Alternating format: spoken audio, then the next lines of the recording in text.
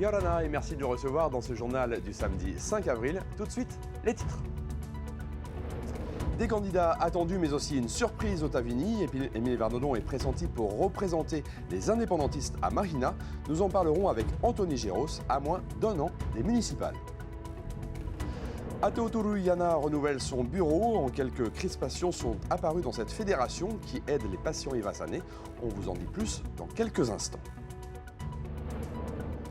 Le feu coule dans ses veines depuis tout petit. Heimana Ondi Kolberi vise un podium mondial de danse du feu. Nous irons à sa rencontre en fin de journal.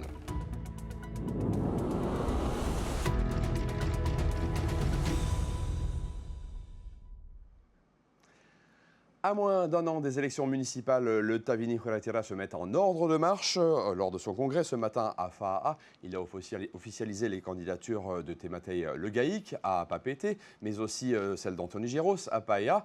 Et plus surprenant, il y aurait la candidature, on va en parler dans quelques instants avec Anthony Géros, d'Émile Vernodon à Mahina. Et le parti veut constituer des États fédérés, ce qui pourrait séduire les Hakaiki. Le reportage de Laure Philibert et de Jeanne Delois. C'est le rassemblement annuel du parti indépendantiste. Le congrès du Tavini Huiratira a rassemblé près de 500 personnes ce samedi au Motu Ovini de Fa'a. À quelques mois du scrutin qui mobilise le plus les Polynésiens, le parti se met en ordre de marche. Premier candidat officiellement désigné dès l'ouverture du congrès. Je ne souhaite pas que cette liste soit une liste composée uniquement d'adhérents du Tavini Huiratira. Ça doit être une liste de gens qui veulent apporter leur pierre pendant les 6 années à venir pour Papeete. Plus surprenant, le retour du shérif qui espère reprendre les rênes de Mahina. Sa candidature est pour l'instant proposée par le comité local du Tavini dans sa commune. L'ancien ministre UPLD, plusieurs fois condamné par la justice, interpelle. On a invité tout le monde, peut-être que tout à l'heure on verra Edouard Fritsch, j'en sais trop rien. Il semblerait, ça a été annoncé ce matin, qu'ils aient décidé de mettre en tête de liste Émile Vernodon qui viendrait donc rejoindre les rangs du Tavini, signer son adhésion au Tavini. Ça reste à confirmer, mais c'est avant tout le choix des gens de Mahina. Tant que c'est conforme aux valeurs du Tavini Huiratira, ça ne pose aucun problème. Je pense que ce serait un positionnement qui serait surprenant et que un parti comme le Tavini, qui est aujourd'hui la première force politique de notre pays, peut faire le choix de nouvelles candidatures, de nouvelles opportunités. Faisant mine d'avoir oublié les tergiversations du début de semaine à Tarahui, les cadres du Tavini Huiratira se veulent à présent unis. Le problème, c'est vous qui essayez de voir qu'entre Moetei et moi, il y a des problèmes. Vous êtes en phase? On est tout à fait en phase. C'est un parti démocratique où on débat, on discute, parfois on n'est pas d'accord, parfois on n'est pas d'accord parce qu'on n'a pas le même niveau d'information et qu'on n'arrive pas à se voir suffisamment souvent. Voilà. Mais la confiance, elle n'a jamais cessé d'exister. Une large part de ce congrès est consacrée à l'avant-projet de constitution d'États fédérés où chaque archipel formerait un État disposant d'un droit d'autonomie et où les maires verraient leur pouvoir amplifié. Quant au financement de ce projet, il reste flou. Il y a plusieurs créneaux. Là, pour l'instant, j'ai présenté la version chère, la version un peu onéreuse. Mais en fait, il y a plusieurs paliers. On peut descendre en palier et baisser le fonctionnement, tout en ayant un fonctionnement qui colle à l'esprit du Tavini Huiratira et qui permet de diriger le pays. Saisi d'une demande pour enclencher le dialogue sur la décolonisation, le chef de l'État a 2 mois pour répondre. En cas de refus, le Tavini Huiratira compte passer par la voie judiciaire. Anthony Géros, bonsoir. Et merci de nous rejoindre en plateau. Il y avait des candidatures donc attendues pour le Tavini, évidemment vous-même à Paea, Tematei Le Gaïk à Papeete, puis cette surprise, Émile Vernodon. Alors c'est officiel ou pas encore? Écoutez, sa candidature a été proposée. Maintenant, il y a des étapes quand même avant d'arriver à son officialisation. Il faut d'abord voir s'il remplit toujours les droits civiques nécessaires pour pouvoir figurer sur une liste candidate. Et ensuite, il faut voir si... Il a été condamné déjà. Exactement. Et ensuite, il faut voir si le bureau directeur du parti va entériner la demande. Mais en tous les cas... Et votre position favorable ou pas? Ben évidemment, si en politique, il y a ce qu'on appelle les fondamentaux de la politique et la stratégie. Et cette stratégie, est-ce qu'elle ne va pas un petit peu à l'encontre des valeurs prônées par le Tavini, notamment à cause de ses condamnations, mais aussi à cause de ses multiples alliances qui ont été faites avec la quasi-totalité des partis précédents? Peut-être, mais ce qu'il faut retenir, c'est que nous restons toujours dans le droit. Et au niveau du droit, j'ai été très surpris d'ailleurs qu'il ait été élu maire à l'intérieur d'une prison. Donc si on peut arriver à ces extrêmes-là, qu'on nous explique le contraire. Très bien. On sent quand même qu'il y a un petit malaise de la part de certains autres élus, comme Tematai Le Gaïk, face à cette candidature. Oui, certainement. Comme on dit, au niveau du Tavini Huirattira, chacun a ses opinions. Mais lorsque le parti décide, on suit derrière comme une voix. Est-ce que Oscar Temaru lui-même va se représenter à Fa'a? Sans doute, oui, il me semble. Jusqu'ici, il n'a pas fait état du fait qu'il ne se représentait plus, mais je lui laisse le choix de la décision. Alors, l'une de vos propositions à ce congrès, c'est de constituer une constitution, justement, une fois que l'indépendance sera acquise, que vous souhaitez évidemment toujours, une constitution qui donnerait une autonomie plus forte à chacun des archipels. Est-ce que vous pouvez nous en parler un petit peu plus? C'est ça, en fait, ce qu'on nous a reproché, c'est que le Tavini n'était pas prêt parce qu'il était exempt de constitution. Vous savez que la constitution, c'est la loi suprême d'un pays souverain. Et donc, nous avons travaillé dessus et aujourd'hui, nous avons livré à l'ensemble des militants qui se sont regroupés avec Tupa durant la journée les éléments de cette constitution. Et le point fort, c'est donc cette autonomie à l'intérieur des archipels. Parce que c'est une constitution d'État fédéral avec des États fédérés. Et dernièrement, par exemple, lorsque j'ai été à Palau, Palau, c'est un pays qui a une constitution d'État fédéral avec des États fédérés.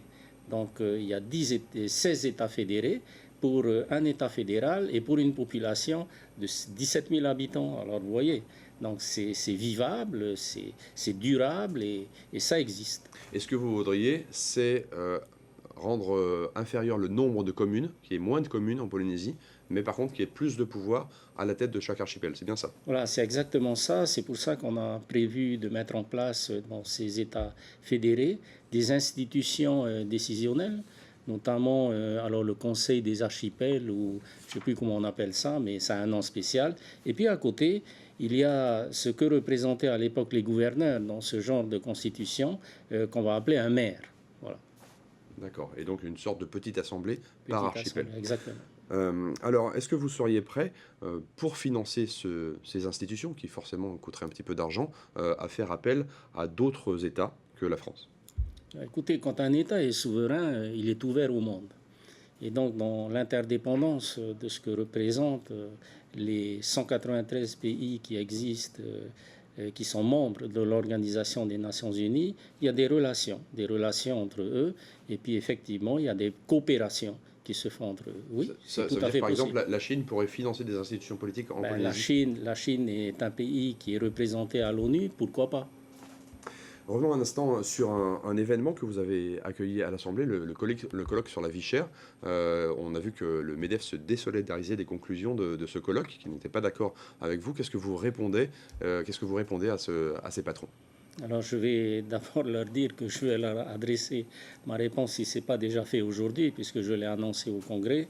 En fait, c'est tout à fait normal que le positionnement du MEDEF soit celui qui m'a été annoncé par lettre de son président. Mais encore une fois, je le redis à nouveau, je l'ai dit lors de ce colloque, il ne faut pas qu'on se mette en confrontation.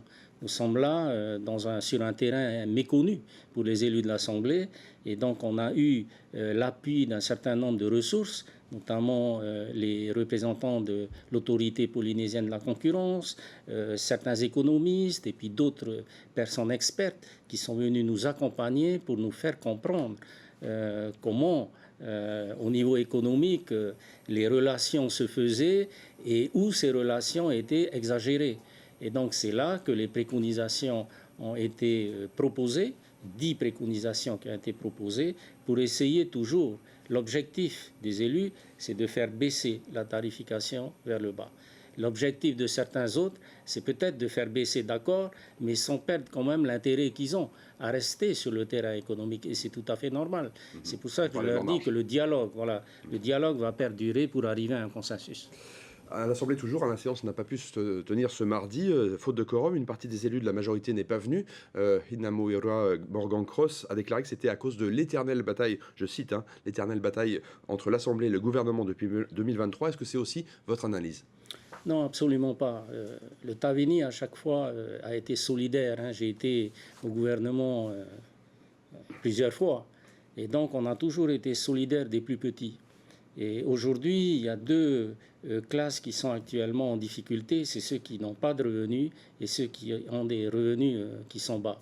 Et l'opportunité qui nous a été donnée de réfléchir à cette classe sociale a été justement ce problème qu'il y a eu et qui a été porté par un syndicat sur les catégories D. Et donc la proposition du pays a été de leur allouer au collectif 251 millions de francs. Et donc une des élus de l'Assemblée a proposé de rajouter 60 millions. Et dans sa manière de présenter les choses, elle nous disait qu'en rajoutant 60 millions, on peut on peut rajouter 5 points d'indice en plus de ce que propose le gouvernement. Mais en fait, lorsqu'on s'est réunis durant cette journée, ce n'est pas tout à fait le calcul qui nous a été donné. On nous a dit que si on mettait en place ce que propose l'opposition, on ne serait pas sur 60 millions, on serait sur 393 millions. Donc ça fait un écart de 141 millions. Donc, bien entendu, ce n'est pas raisonnable de pouvoir changer du jour au lendemain comme ça. Et c'est pour ça que vous avez choisi de ne pas siéger. C'est pour ça on a discuté, ça a pris le temps pour avoir les chiffres, pour avoir les calculs. Et donc, c'est à la fin qu'on a pris la décision. On ne va pas bouger les fondamentaux du collectif qui nous a été présenté, mais on a quand même demandé au gouvernement d'essayer, dans les jours qui viennent, d'améliorer le positionnement financier qu'ils ont eu dans ce collectif. Anthony Géros, merci d'avoir répondu à nos questions. En bref, du changement à la tête d'Airtel Inouï, le candidat soutenu par le pays, Hiro Arbelot, prend la présidence du conseil d'administration. Le directeur reste Philippe Marie. En revanche, selon nos confrères de Tahiti Info, le directeur délégué Mathieu Béchonnet serait remercié. Ce matin, la fédération Atauturiana a renouvelé son bureau. Depuis 25 ans, elle aide les malades évassanés. Certains représentants des archipels et des communes tahitiennes ont exprimé de fortes réserves sur l'action du bureau sortant. La présidente Myriam Ateaka défend au contraire un bilan positif. Les explications, Heimanu Manutei. La fédération ne se rend pas compte de tout le sacrifice que nous on fait à Paris. Après 2 heures de discours, l'ambiance devient glaciale. Plusieurs membres de l'association regrettent la manière dont les fonds sont employés. La présidente sortante Myriam Ateaka défend au contraire le bilan de son mandat. Ça tient toujours debout, hein. Même si on est 9 aujourd'hui, hein, on continuera. Hein. Ah oui, oui. C'est pas à cause de ça qu'on va laisser tomber, non, on va aller jusqu'au bout. C'est normal, c'est comme ça, hein, dans des grandes réunions, hein, parce que tout le monde veut la place du président ou de la présidente, mais il faut aller travailler, il ne faut pas aller seulement, voilà. La fédération reste à ses engagements, intervenir auprès des familles les plus démunies. En 2024, 111 patients ont été soutenus. La majorité a été évacuée vers la métropole. Concernant les malades, c'est bien sûr le côté matériel pour leurs évassams. Et c'est là que nous intervenons, des levées de fonds pour les enfants ou bien en demandant une subvention à la commune. Ils ont du mal à partir, à laisser la famille. Alors des fois, ça les freine un peu de partir, de laisser les enfants, le mari, et d'être toute seule en France, habiter où, qui c'est qui va venir te voir. Voilà les problèmes qu'on rencontre. La fédération a besoin de ses partenaires dans les 5 archipels pour garantir son bon fonctionnement. Elle invite les jeunes du Fénois et de l'étranger à s'investir dans les associations qui composent la fédération Atauturiana. Et la nouvelle présidente de la fédération Atauturiana est Belinda Tumatariri. Jacques Gillot et Teva Pani seront ses vice-présidents. Ce fait divers inquiétant, en bref, un voilier a été retrouvé échoué sur le récif à Ahé. Son skipper n'était plus à bord. Il est recherché par les autorités. Un peu de patience. Si vous comptez traverser Papeete ce soir, la Purumu Party anime la ville depuis la fin de l'après-midi et la circulation est bloquée sur une partie du front de mer. 4 scènes vont voir défiler 12 artistes ou groupes, aussi variés que Sisaswe, Raumata, Tensia, Okonui, encore Meriu. Et tout est gratuit, mais attention, la fête se termine à 22 h. Laure Philibert, vous êtes sur place. Pas trop de problèmes donc dans les bouchons avec le spectacle d'All in One au Grand Théâtre et une partie du front de mer qui est fermée.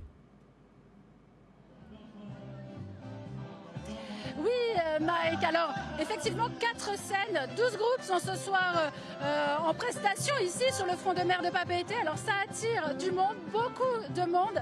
5 à 7 000 personnes sont attendues ici ce soir pour entendre ces concerts gratuits. On est en pleine vacances de Pâques, donc les familles sont là. C'est l'occasion pour les quartiers de Papeete aussi de se rencontrer. Alors il y a quelques embouteillages, on les voit en face de nous. Aussi beaucoup de forces de l'ordre, un gros dispositif. 80 et gendarmes et agents de la DSP sont là pour encadrer justement toute cette population. À mes côtés, vous le voyez peut-être déjà, Michel Buya, le Tavana Yaorana. Alors 80 forces de l'ordre mobilisées ce soir. Oui. La sécurité, il y a beaucoup de familles, c'est important. Oui, ils sont venus pour écouter les jeunes chanter. Et même à la scène où j'étais, avec le Royal, eh ben, c'est un orchestre de l'époque. Donc toutes les mamies étaient en train de danser avec les papis. Et même moi, en tant que papy, j'ai chanté aussi. Alors vous avez chanté, mais il y a aussi beaucoup de forces de l'ordre qui sont mobilisées. Il faut beaucoup de mots d'œil pour ils font leur travail. Il faut qu'ils fassent leur travail, c'est normal. Ils sont là pour nous protéger. On est sur la 10e édition de la Puromu Party aujourd'hui. La 10e. Vous avez donné vos consignes pour que votre successeur poursuive. Vous espérez en tout cas qu'il poursuive. On n'a pas parlé de ça encore. On parle boulot là en ce moment. Vous en avez parlé en tout cas dans votre discours. Beaucoup de monde s'est déplacé. C'est un espace de partage unique dans l'année. Oui, exactement. Il faut que ça continue. Que ça continue parce que c'est très important pour notre population. Bien, merci Tavana, on vous retrouvera peut-être sur scène. Maruru et bonne soirée. Alors les concerts c'est jusqu'à 22h ici sur le front de mer, c'est gratuit. On aura peut-être le plaisir de vous voir, Mike, nous rejoindre d'ici la fin de soirée. Je crains malheureusement que ce ne soit plus trop de mon âge, mais peut-être que je passerai effectivement. Merci Laure pour toutes ces informations, même si le maire de Papeete ne voulait pas répondre à certaines de vos questions. Il manie les couteaux de feu depuis l'âge de 9 ans. Hemana Ondikolberi a déjà remporté la 2e place au festival Sivaafi en Nouvelle-Zélande l'année dernière. Cette année, il vise un podium au championnat du monde en mer Hawaï. Compétiteur mais aussi professeur, il propose des cours au parc Otuarea. Rencontre avec Liora Bounik et Thomas Chabrol.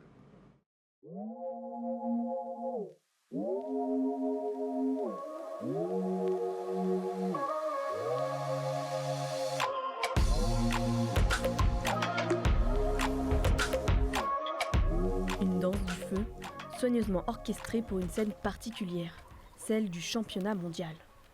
Beaucoup de rigueur pour maîtriser 6 minutes de chorégraphie où chaque détail sera scruté par le jury. C'est un tout, on va dire. À la fois la vitesse, l'aspect guéri, les prises de risque et après aussi l'originalité au niveau des mouvements. Et pas plus de 2 tombées de couteau ne sont autorisées pour espérer atteindre la finale. Hemana ne compte plus le nombre d'heures passées à s'entraîner, en plus des cours qu'il donne régulièrement. S'il n'a pas encore conquis les jurés, c'est une autre histoire avec ses élèves. J'ai vu progresser et gagner en puissance, en technique.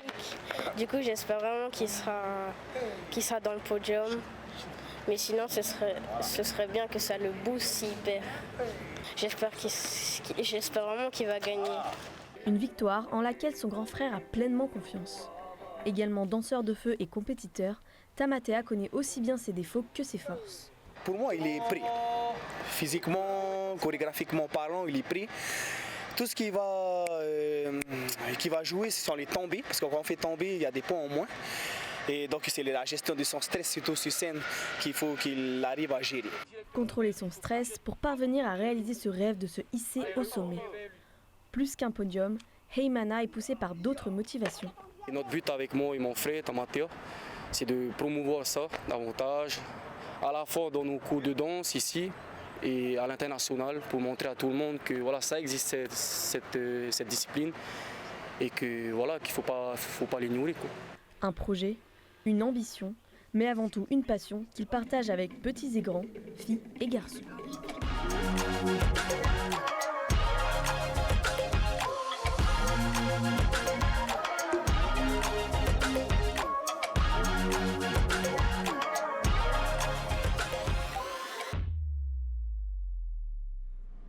C'est la fin de cette édition, pas de votre soirée. Vous pourrez glisser sur les vagues de Waves à 19h ou même chanter à tue-tête avec The Voice à 19h20 sur TNTV. Très bonne soirée à tous. Pareil. Retrouvez ce journal en replay sur notre site internet et notre application mobile TNTV.